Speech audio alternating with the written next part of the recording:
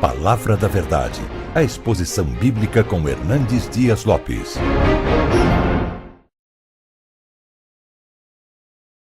Abra sua Bíblia comigo, por gentileza. No primeiro livro dos Reis, no capítulo 17.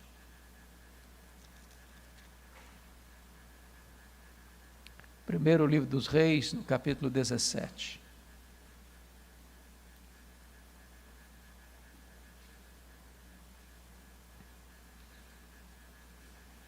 Está escrito: então Elias, o tesbita dos moradores de Gileade, disse a Acabe: tão certo como vive o Senhor, Deus de Israel, perante cuja face estou, nem orvalho, nem chuva haverá nesses anos, segundo a minha palavra. Veio-lhe a palavra do Senhor dizendo: retira-te daqui, vai para a banda do Oriente, e esconde-te junto à torrente de Querite, fronteira ao Jordão. Beberás da torrente. E ordenei aos corvos que ali mesmo te sustentem. Foi, pois, e fez segundo a palavra do Senhor. E retirou-se e habitou junto à torrente de Querite, fronteira ao Jordão. Os corvos lhe traziam pela manhã pão e carne, como também pão e carne ao anoitecer, e bebia da torrente. Mas passados dias a torrente secou, porque não chovia sobre a terra. Então lhe veio a palavra do Senhor dizendo: dispõe-te e vai a Sarepta, que pertence a Sidom, e demora-te ali onde ordenei uma mulher viúva que te dê comida. Então ele se levantou e se foi a Sarepta. Amém. Irmãos queridos, sempre que leio esse texto, me vem à mente a ideia de uma grande crise. E crise é o cardápio do dia no Brasil e no mundo. Nós estamos mergulhados numa crise sem precedentes nas últimas décadas.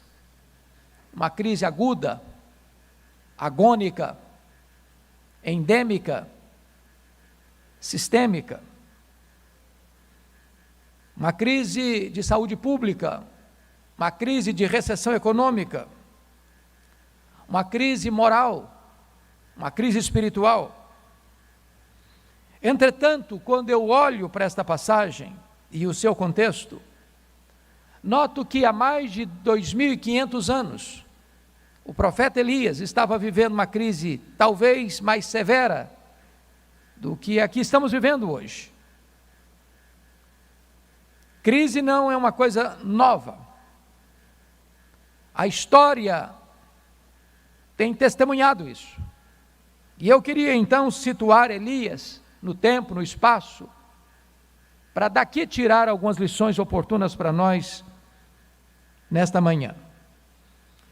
Talvez seria importante relembrar que Israel viveu, depois do período teocrático e adotou a monarquia, viveu 120 anos sob os governos de Saul, Davi e Salomão, num Reino Unido. Quando morre Salomão, no auge da sua pompa, da sua glória, do seu poder, é claro que todo esse luxo era pago pelo povo. Quem paga a conta do fausto, da riqueza, do luxo, dos palácios, certamente é o povo. E então se aproveita aquele momento de transição política para se reivindicar alívio nos tributos, nos impostos. Entretanto, o sucessor de Salomão, Roboão, não quis atender o povo. Ao contrário, pesou ainda mais a mão sobre o povo. E então, através de Jeroboão I, há uma rebelião, há uma cisão. E das 12 tribos de Israel, 10 delas seguiram a liderança cismática de Jeroboão I, formando o Reino do Norte. Esse Reino do Norte durou 209 anos. De 931, com a morte de Salomão, a 722 a.C., quando este reino cai nas mãos do grande império assírio. Nesse período nós tivemos 8 famílias governando, 8 dinastias diferentes, 19 reis diferentes. Curiosamente, nenhum desses reis andou com Deus, foram homens maus, perversos, idólatras. E eu queria brevemente então trazer à mente esclarecida de vocês a lista daqueles que reinaram até o levantamento de Elias, para entendermos o texto. Esse Jeroboão I reinou 22 anos, fez o que era mal perante o Senhor. Fez da religião uma plataforma para os seus interesses políticos. Quando ele morreu, seu filho Nadab começa a reinar, reina 2 anos, e é assassinado. Só que o assassino do rei, Baasa, não vai para a cadeia, assume o governo, e reinou 24 anos, fez o que era mal perante o Senhor. Quando ele morreu, seu filho Elá assume o trono, e é assassinado 2 anos depois por Zinri, e Zinri não vai preso, assume o governo, uma conspiração. O povo se revolta, cerca o palácio, ele não consegue sair, comete suicídio, incendiando o palácio. Assume o governo então Onri, conhecido como o pior rei até então, reina 12 anos. Com a morte dele, assume o governo seu filho Acabe, que recebe o apelido de o pior rei da história de Israel. Reinou 22 anos, casou-se com a pior mulher do mundo, Jezabel. A mulher era feiticeira, assassina, mandona. O rei era apenas um boneco na sua mão. E esta mulher impôs o culto a Baal à força da baioneta em Israel, e perseguiu e matou os profetas de Deus. Se você percebe, o cenário é de uma crise política, moral, religiosa, econômica, e é nessa conjuntura que Deus levanta o profeta Elias.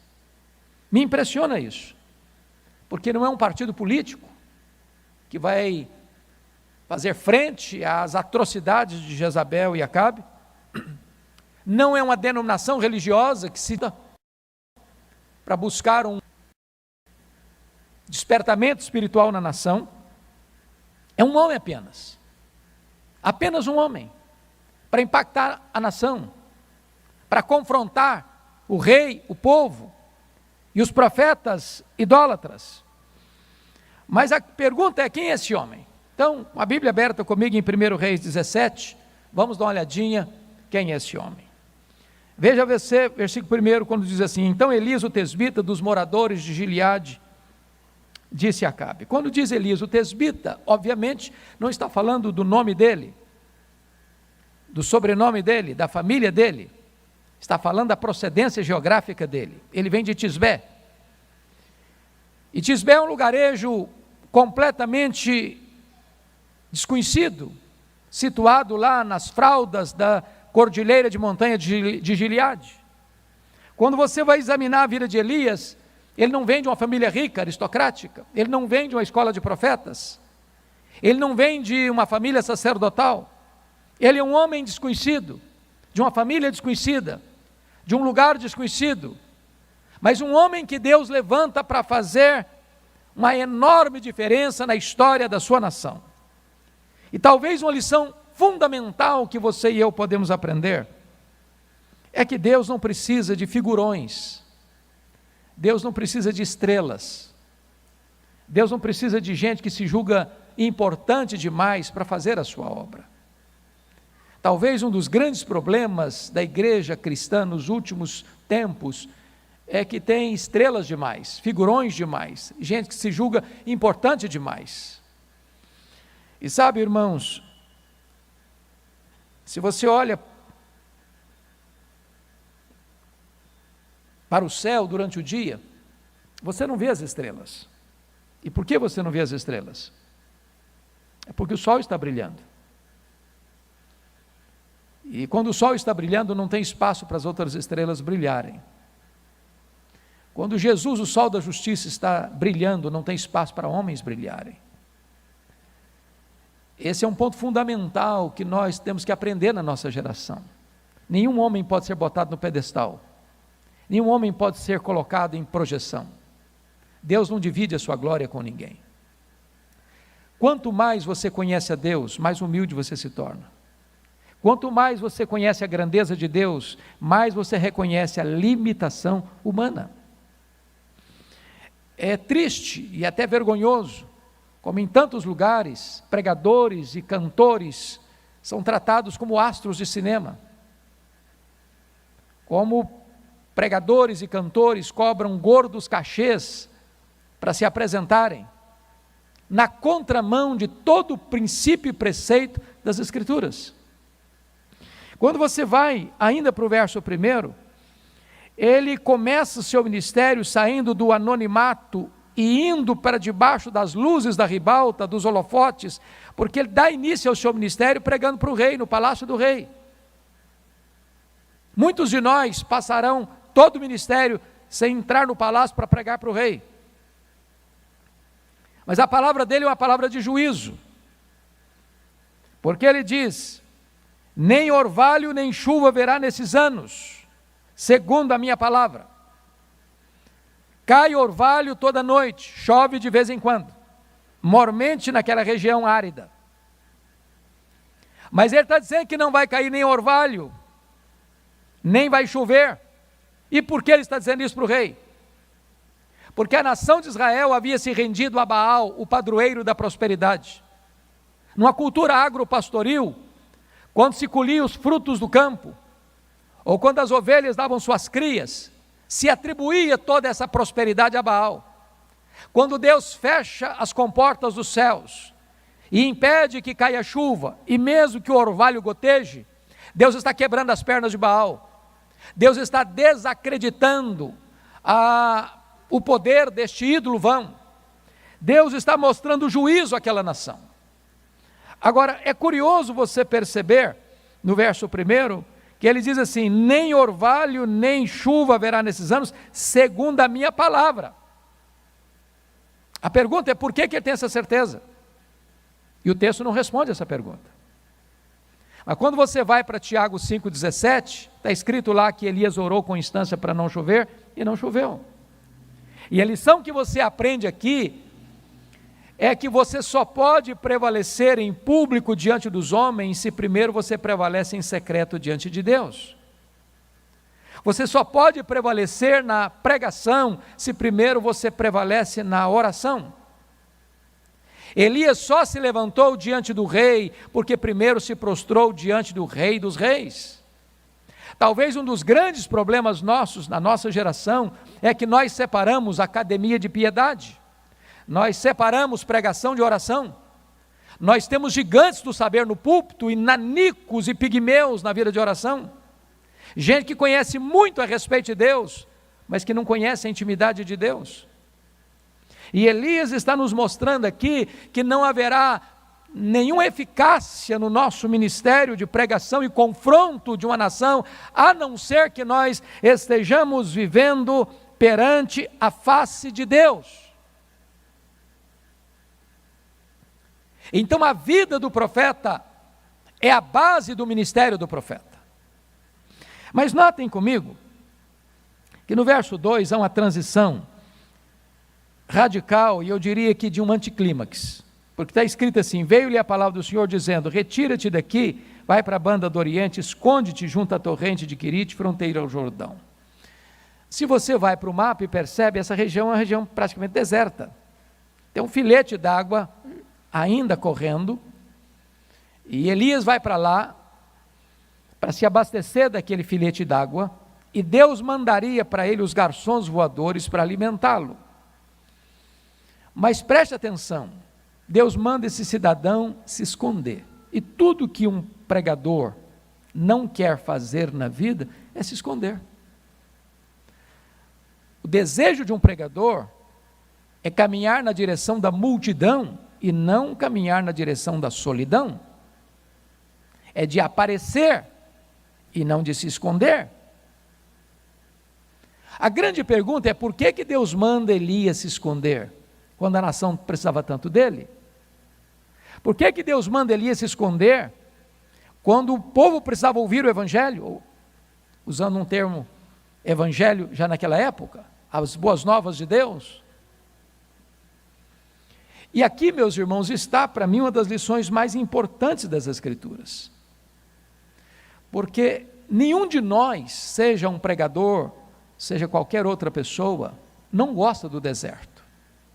A palavra deserto para nós é um emblema, é lugar de prova, é lugar de teste, é o lugar onde Deus nos humilha, é o lugar onde Deus nos confronta, é o lugar onde Deus demonstra eloquentemente a nossa fraqueza, onde Deus apaga sobre nós os holofotes. O deserto não nos exalta, nos humilha. O deserto não nos promove, nos rebaixa. O deserto não nos torna conhecidos. O deserto nos torna completamente desconhecidos. Mas vale destacar que o deserto é uma escola de Deus. Aliás, a academia do Espírito Santo, onde Deus treina seus líderes mais importantes. É Deus quem nos matricula na escola do deserto. E quando Deus nos matricula na escola do deserto, Ele tem duas matérias nesse currículo, que Ele precisa nos ensinar. E a primeira matéria é esta: Deus está mais interessado em quem você é do que no que você faz. Vida com Deus precede trabalho para Deus. A nossa geração dá muita importância a carisma, e Deus se importa mais com caráter. A nossa geração dá muito valor à performance, a desempenho, e Deus dá mais valor à verdade no íntimo. A nossa geração se importa muito com ação, e Deus se interessa muito por motivação. Então Deus nos leva para o deserto, primeiro, para trabalhar em nós, para depois trabalhar através de nós. Você gasta algumas horas para preparar um sermão, Deus leva anos para preparar um pregador. Então, se você está sendo provado, não fique estressado não, Deus está trabalhando em você, para depois trabalhar através de você.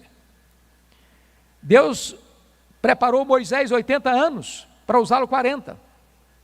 Jesus começou o seu ministério aos 30, um ministério de 3 anos. Deus preparou Elias 3 anos e meio, para usá-lo num único dia, no Monte Carmelo, quando ele confronta o rei, quando ele confronta o povo, quando ele confronta e derrota os profetas de Baal. Saiba disso. Deus está trabalhando na sua vida, na minha vida, na nossa vida. Porque a maior prioridade nossa não é fazer a obra de Deus. A maior prioridade nossa é conhecer o Deus da obra. O Deus da obra é mais importante do que a obra de Deus. Mas vejam vocês, em segundo lugar, aqui na escola do deserto, que há uma outra lição a ser aprendida. Está escrito que, no verso 6, que os corvos lhe traziam pão e carne pela manhã e pela noite, e ele bebia da torrente. Mas o verso 7 nos informa: mas passados os dias a torrente secou, porque não chovia sobre a terra. A grande questão aqui é a seguinte: o que você faz quando você está onde Deus mandou você estar, fazendo o que Deus mandou você fazer, e a sua provisão acaba?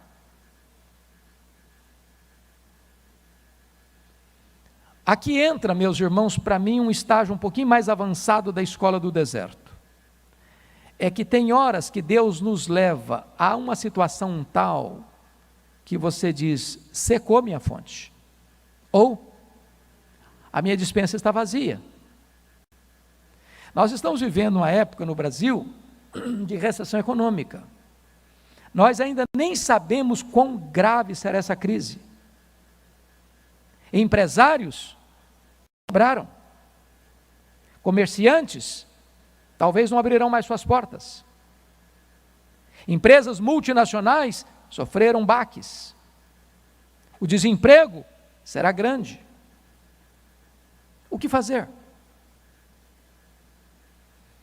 A lição que Deus está nos ensinando aqui é essa. Você precisa confiar mais no provedor do que na provisão.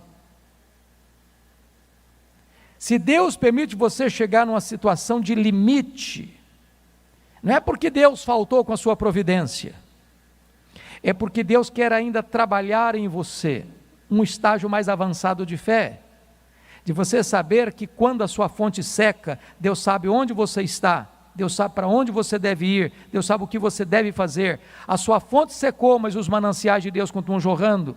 A sua despensa pode estar vazia, mas os celeiros de Deus continuam cheios. Nesta hora é hora de você aprender a depender mais do provedor do que da provisão.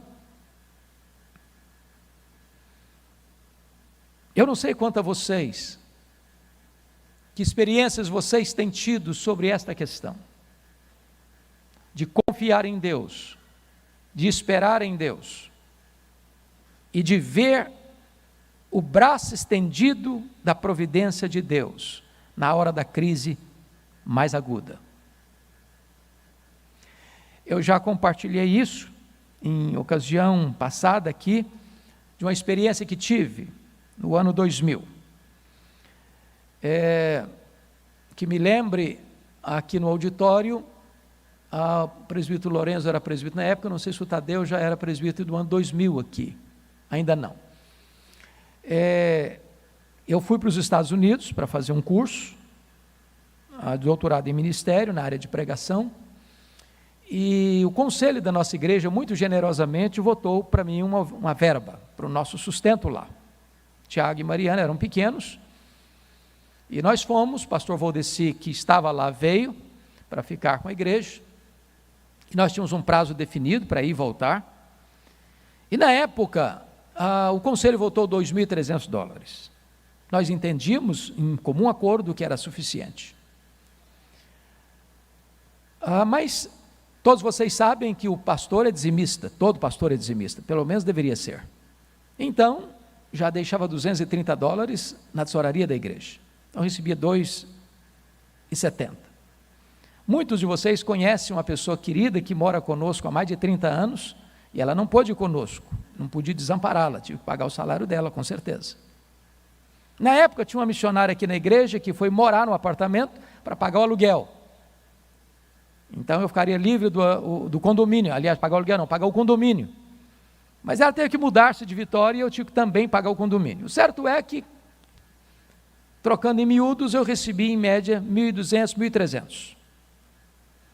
Eu levei todas as minhas economias pessoais. Quando chego lá em Jackson, Mississippi, pensava que tinha bolsa, não tinha bolsa de $0,01. Na época não tinha escola para os meninos, tive que pagar uma escola particular para eles, de uma igreja, uma escola muito boa. Eu e Tinha levantávamos 4 horas da manhã para limpar a escola, para entregar a escola limpa às 6 horas da manhã, para ganhar um desconto de $200 na prestação. Não tinha transporte público, tinha que comprar um carro velho, pagar a escola das crianças, pagar a escola de inglês, pagar seminário, pagar aluguel, e todas as demais despesas. Quando botamos na ponta do lápis, nunca ficou inferior a $3.000 por mês, eu tinha um orçamento de $1.300 no máximo. 5 meses se passaram, a economia pessoal acabou.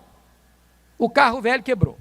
Levei para a oficina $1.350 para consertar. Não tinha dinheiro para tirar o carro da oficina. Não tinha dinheiro para pagar o seminário. Não tinha dinheiro para pagar aluguel. Não tinha dinheiro nem para fazer compra para casa.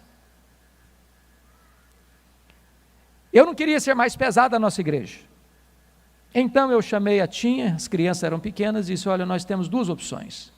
Ou voltamos frustrados, ou pedimos para Deus um milagre. Nós sempre pregamos que Deus é o Deus da provisão. E naquele dia nós nos ajoelhamos na sala e oramos a Deus, pedindo a Deus uma providência. Quando eu terminei de orar, o telefone tocou, corri para atender. Era um convite para pregar na Pensilvânia, a 2.000 quilômetros de onde eu morava. Eu não tinha dinheiro do lanche no bolso. Quando eu estou pregando meu último sermão naquela conferência, quem dirigia a programação, disse algo óbvio. Disse assim: meus irmãos, o pastor Hernandes é estudante aqui na América, e todo estudante é duro. Não precisa nem ser profeta para falar um negócio desse. Se alguém quiser ajudá-lo, fique à vontade. Eu saí daquele congresso com $5.500 de oferta. Um pastor me procura lá na conferência e disse: eu vou lhe mandar $300 por mês, até você terminar o seu curso. Eu voltei para casa chorando. Tirei o carro da oficina, paguei as contas. Semana seguinte, um outro telefonema. Um convite para pregar em New Hampshire, a 2.500 quilômetros de onde eu morava. Eu estava pregando meu último sermão, quando veio um presbítero atrás de mim, botou um bilhete dentro da minha Bíblia, dizendo assim: eu não sei o que está acontecendo com você, mas Deus tocou o meu coração e eu vou lhe mandar $600 por mês até você terminar o seu curso. Ao final me deram 2.500 de oferta. Para encurtar a conversa, eu fiz 21 viagens a convite para pregar, em 10 estados diferentes. Cada lugar que eu ia, Deus fazia um milagre diferente. Um dia uma mulher fez uma viagem de noite, debaixo de neve, mais de 60 milhas, porque Deus tocara o coração dela para ir onde eu estava, para me dar uma oferta. Nesse período que acabou a provisão, eu tive uma inflamação no punho direito, esquerdo, não segurava nem a vassoura, nem o rodo mais. Precisei largar o trabalho, menos $200 no orçamento. Entretanto, aquilo era um plano de Deus, porque Deus queria que eu tivesse todo aquele tempo para me dedicar aos estudos. E nunca nos faltou absolutamente nada.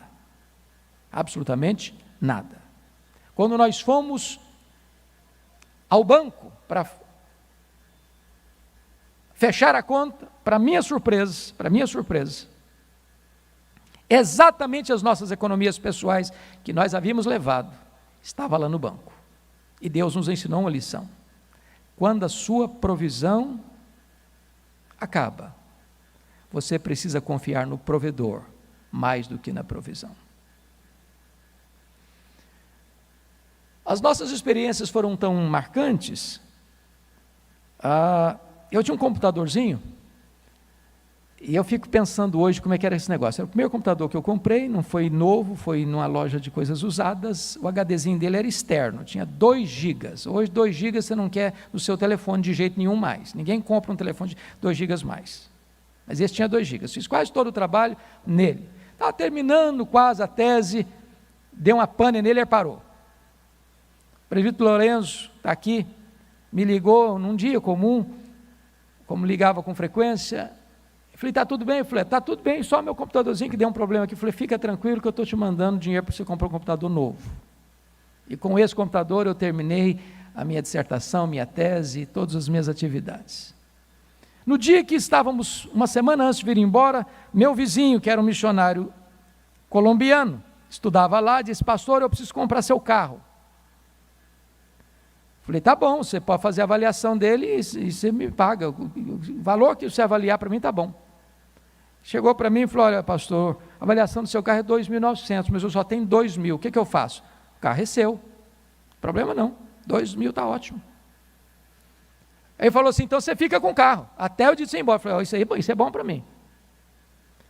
No penúltimo dia, foi à escola, 5 minutos depois ele falou: bateu o carro aqui. O carro bateu na traseira aqui, uma caminhonete, foi rebocada. Eu falei: pronto, o carro não é nosso, o carro está vendido, o que eu vou fazer agora? Quando eu chego lá, para minha surpresa, era um Toyotinha velho. Nem arranhão tinha na traseira do Toyotinha velho. O caminhonete foi rebocada. Eu falei: mas não é possível, esse carro não bateu. Eu falei: bateu. Levei o carrinho para casa, botei na garagem, meia hora depois chega a polícia. Esse carro aqui que bateu? Eu falei: sim, senhor, mas eu não teve problema não, o senhor tem algum problema? Eu falei: não, eu preciso estar aqui, preciso fazer o negócio de seguro e tal, e maquininha dele, um computadorzinho dele no carro, papá, tal, e eu ali do lado dele, não sabendo o que está acontecendo. Quando terminou, um cheque de $900, eu falei: isso aqui o seguro manda dar para o senhor, $900. E Deus estava nos ensinando mais uma lição. Seu provedor é Deus. Se Deus está levando você a uma experiência de deserto, a ponto de faltar provisão, nunca vai faltar para você o provedor. Confia nele. Confia nele.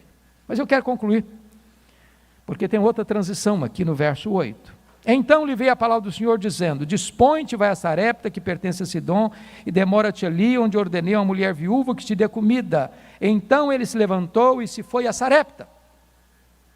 O que Deus está dizendo para Elias é mais ou menos o seguinte: Elias, você terminou o estágio do deserto, agora aperte os cintos, porque eu vou matricular você no estágio mais avançado. Agora eu vou jogar você no fogo, vou jogar você na fornalha.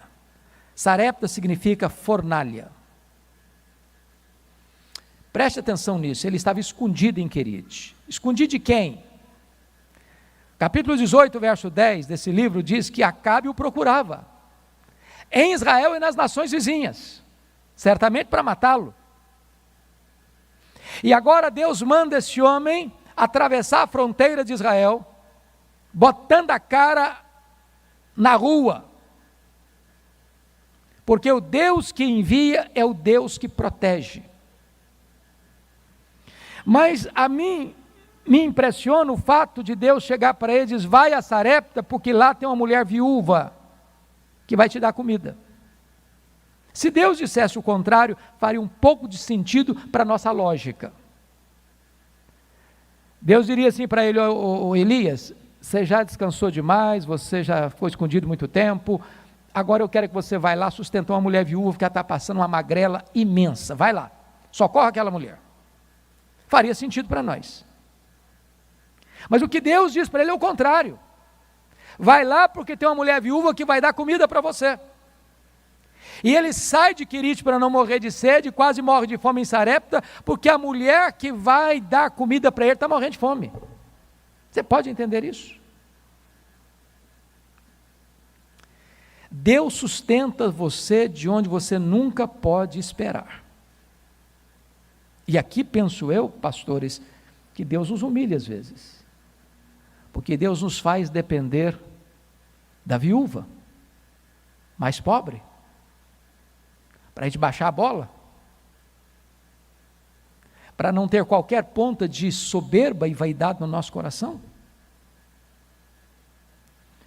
Mas o que me impressiona é que essa viúva conhece a Deus na cozinha, e não tem lugar melhor para conhecer a Deus do que na cozinha. Porque Deus vai multiplicar a farinha e o azeite diariamente. Diariamente. E sabe, irmãos, por que está escrito isso? Talvez para nos ensinar uma lição. Às vezes você só enxerga extraordinário nas coisas extraordinárias. Só vê milagres em coisas extraordinárias. Eu ilustro. Você sai de carro com a sua família de férias e enfrenta um terrível acidente. O carro vira aço retorcido e você e sua família saem ilesos. Um milagre, ninguém tem dúvida disso. Mas quantos de nós reconhece a providência de Deus pelo fato de você sair de casa todo dia, ir para o trabalho, voltar para casa, levar seu filho para a escola, pegar seu filho da escola todo dia, o ano todo, sem um arranhão, sem um acidente?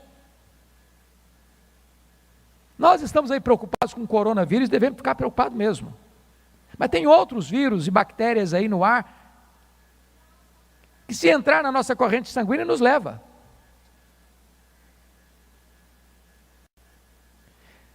Só o fato de você e eu estarmos aqui hoje é um milagre da providência de Deus.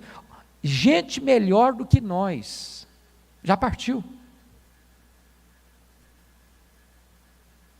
Se você não ver os milagres da providência de Deus nas coisas pequenas da vida, você não reconhece quão belo é o cuidado de Deus na sua história. O seu Deus, o meu Deus, ainda multiplica a farinha na nossa panela e o azeite na nossa botija hoje. Paulo entendeu isso quando pregou na capital intelectual do mundo, a cidade de Atenas, quando diz: nele vivemos, nos movemos e existimos. Ele quem nos dá a vida, a respiração e tudo mais.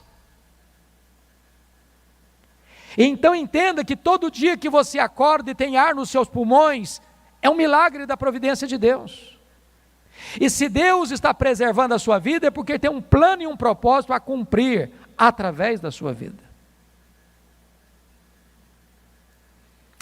Mas vale destacar também que na mesma casa que acontece um milagre, acontece também uma tragédia. Não é verdade que se você é crente, piedoso, que nada de ruim vai acontecer com você. Que você não vai ficar doente, que você não vai ter problema na família, que você não vai ter problema de desemprego, que você não vai ter problema financeiro. Isso não é verdade. Isso não é verdade. O filho único daquela viúva adoeceu e morreu. Crente fica doente, crente sepulta os seus entes queridos. Mas, queridos pastores, o que me impressiona também aqui é que esta mulher culpou Elias pela morte do filho. E esse problema que a psicologia chama de transferência, talvez de projeção, é muito comum na raça humana, desde o começo. Quando eu passo por uma luta grande, eu preciso encontrar alguém para botar a culpa.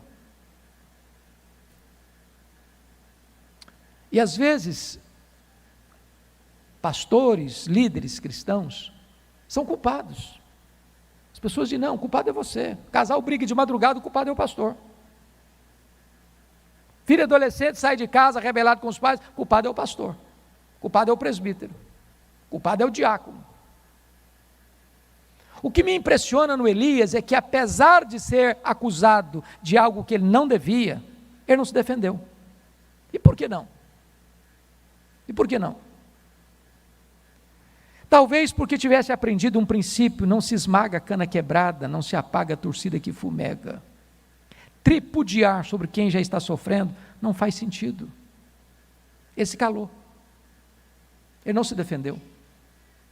Entretanto, ele pega esse menino morto, leva para o quarto, fecha a porta e lá ele fala muito. Lá ele fala com Deus, nos ensinando outro princípio: se você orar mais, você briga menos. Se você orar mais, você se defende menos. Se você orar mais, você verá mais os milagres de Deus acontecendo.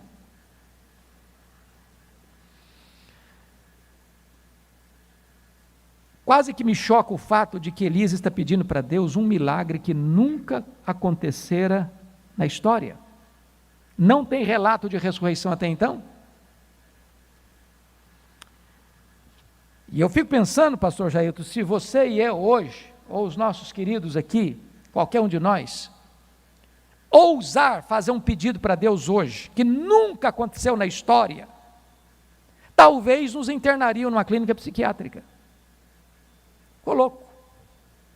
Ou talvez nos chamariam de hereges, inconsequentes. Pois Elias pede o inédito, o improvável, o impossível, e Deus realiza o impossível. Ressuscita o menino. Agora pensem vocês comigo se Elias fosse uma dessas estrelas de hoje, que fazem propaganda até de milagres que nunca aconteceram. O que ele faria? Talvez chamaria uma coletiva da imprensa, para dizer quão grande homem ele era. Talvez espalharia alguns outdoors em Sarepta com a fotografia dele. Elias não faz nada disso. Elias simplesmente apresenta o filho vivo para a mãe e diz: mulher, o teu filho vive. Nos ensinando uma importante lição: se Deus está usando a sua vida, bote a boca no pó. Porque quem faz é Deus. Quem realiza é Deus. Você é apenas um instrumento. Você é apenas o vaso de barro. A excelência do poder pertence a Deus. Leia Paulo, leia as cartas de Paulo, leia o livro de Atos. E quando Paulo ia dar testemunho de algumas coisas lindas que estavam acontecendo no seu ministério, ele chamava a atenção: quantas coisas fizera Deus por nosso intermédio. Não é você que faz, Quem faz é Deus, por meio de você. Então, tudo vem dele, tudo é por meio dele, tudo é para ele. Ele não divide a sua glória com ninguém. Mas para encerrar, quero levar você para o último versículo. Porque está escrito lá em 1 Samuel 2,30, aos que me honram, eu honrarei. Porque Elias honrou a Deus, Deus honrou Elias. Porque esta mulher disse para ele assim: agora eu sei que tu és homem de Deus, e que a palavra do Senhor na tua boca é verdade. Duas coisas dignas de destaque. Primeiro, como nós somos conhecidos. Que frase resumiria a nossa vida? Que título honorífico nos caracterizaria? Elias foi conhecido como homem de Deus. Mas a segunda coisa, confesso a vocês, me faz tremer os joelhos até hoje. Agora eu sei que a palavra do Senhor na tua boca é verdade. Significa então que a palavra do Senhor pode não ser verdade na minha boca. Porque uma coisa é proferir a palavra de Deus, outra coisa bem diferente é ser boca de Deus. Está escrito lá em Jeremias 15:19 assim: se tu te arrependeres, eu te farei voltar e estarás na minha presença. Se apartares o precioso do vil, serás a minha boca. Uma pessoa chega e prega uma verdade, não acontece nada. A outra chega e prega a mesma verdade e os corações se derretem. A pergunta é por quê? É porque uma é boca de Deus, o outro não é. Isso levou um grande metodista do século XIX, um homem muito piedoso chamado E.M. Bounds, a afirmar o seguinte: nós estamos à procura de melhores métodos e Deus está à procura de melhores homens. Deus não unge métodos, Deus unge homens.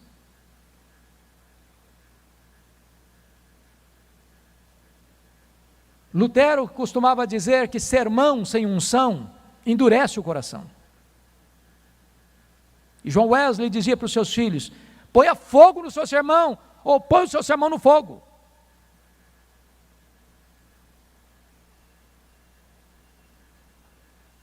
Alguns de vocês tiveram o privilégio de conhecer um pastor presbiteriano, que foi, para a nossa geração, talvez o homem mais piedoso que nós pudemos conhecer, foi o pastor Antônio Elias.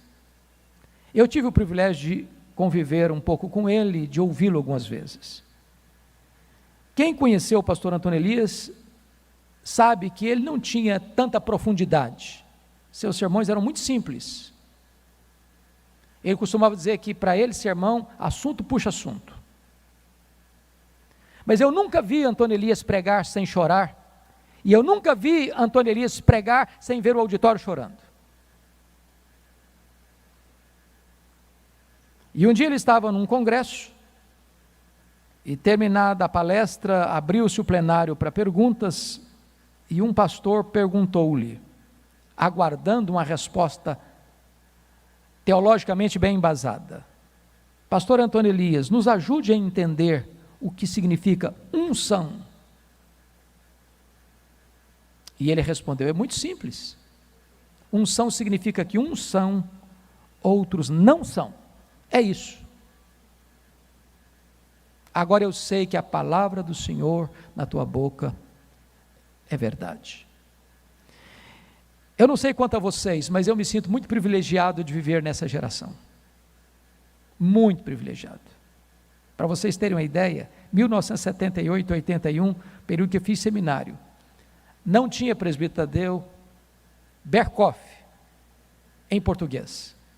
Pensa num cara que saiu da roça, já ter que logo pegar um livro em espanhol, porque não tinha em português o nosso livro de teologia sistemática. Hoje você tem as melhores obras da história da igreja em português. Os melhores sermões pregados na história da igreja em português. Sermões de João Crisóstomo, de Aurélio Agostinho, de Martinho Lutero, de João Calvino, de John Owen, de Jonathan Edwards, Charles Haddon Spurgeon, Mark Lloyd Jones. Sermões que Deus usou para impactar centenas, milhares de pessoas, estão aí no nosso vernáculo. Se você pegar esses sermões e pregá-los de novo, o resultado não será o mesmo. Como dizia Jonathan Edwards, não existe pregação poderosa, existe homens cheios de poder pregando a poderosa palavra de Deus.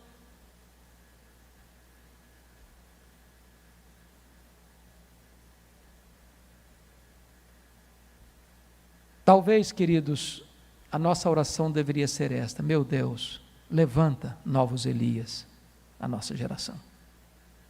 Que você e eu sejamos os Elias de Deus nesse tempo de crise. Que Ele nos abençoe. Amém.